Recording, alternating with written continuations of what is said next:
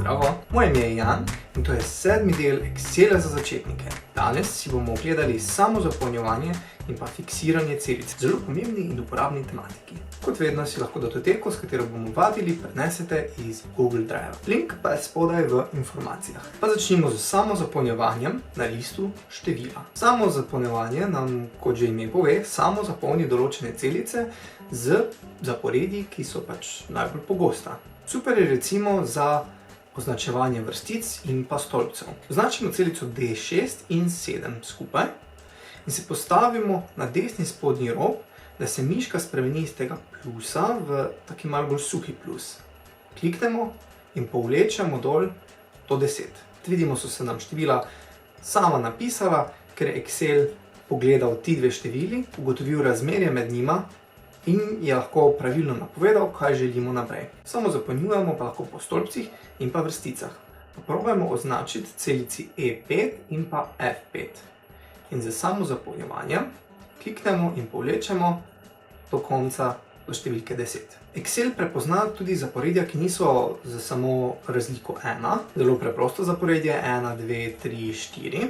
Excel pa zna samo zapolniti tudi malo bolj zapletena zaporedja, kot so recimo 2, 4, 6. Potreboval bo samo dve celici, da ugotovi razmerje med njima.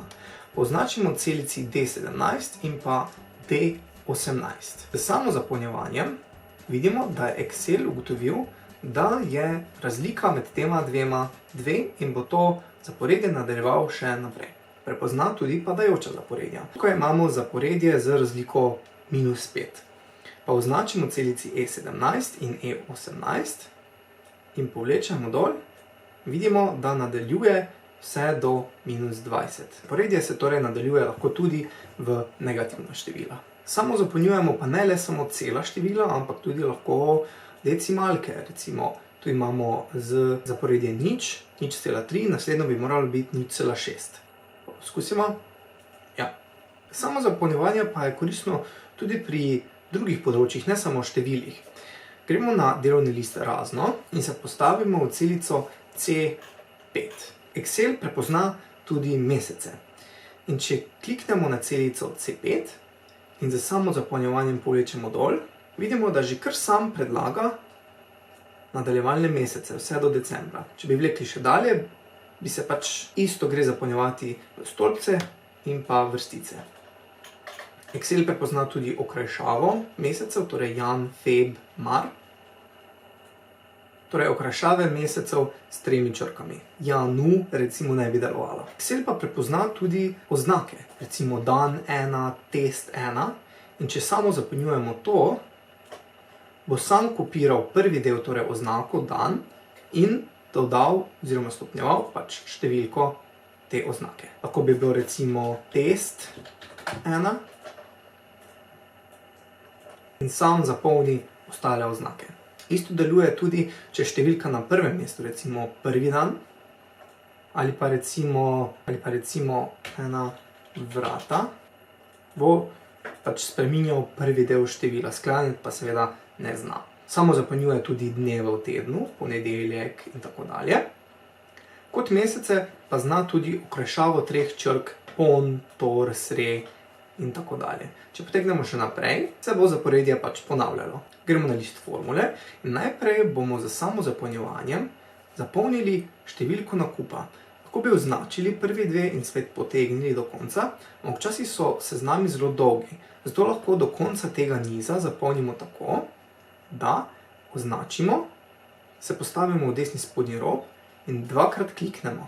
Excel pa zna samo zapolnjevati tudi formule. Pa začunamo recimo, kakšen zaslužek imamo pri različnih količinah in različnih cenah. Napišemo je enako, zaslužek je torej količina krat cena. Isto lahko z dvoklikom zapolnimo celotno zaporedje. Če si pogledamo, je vzel ti dve celici, v naslednji pa spodnji dve. Torej se je formula prenesla skupaj po stolpcu. Včasih pa nočemo, da Excel te formule prenaša okrog po listu, torej te kvadratke. Zato uporabljamo fiksiranje. Gremo na delovni list fiksiranje. Tu imamo število nekih čokoladnih bombonov, tablic, karkoli in število otrok. Zanima nas, koliko čokoladic bo dobil eden otrok. Pa gremo je enako število čokolad deljeno z število otrok. Dobimo 15. Če zdaj z samozapolnjevanjem povlečemo dol, bomo dobili napako. Zakaj? Tukaj smo pravilno nastavili izvor števila čokolad, vendar se v naslednji vrstici to polje premaknilo navzdol. Pa bomo zbrisali, z dvoklikom spet odprli formulo, se postavili na modro B3 in bomo to fiksirali, da se bo ta rdeči kvadratek lahko premikal, moder pa ne. To pa naredimo tako, da kliknemo za tipko F4, da se prikažejo zraven takšnile znaki za dolar. Kliknemo Enter in če zdaj prenesemo in pogledamo formulo, vidimo, da je celica B3 ostala na svojem mestu, ker je bila fiksirana. Če se pomaknemo dol po listu, pa bomo videli tabelo, kjer želimo narediti poštevanko. Torej, je enako 1 krat 1. In želim to z samozapolnjevanjem narediti. Treba je seveda fiksirati, ker če povlečem, bo potegnilo celice, ki jih mogoče nočem.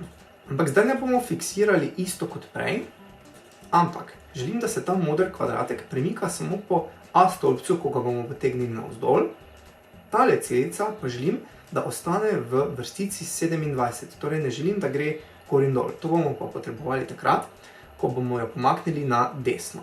Stavimo se torej na ime A28 in kliknemo F4 enkrat, še enkrat in še enkrat, da je znak za dolar pred A28.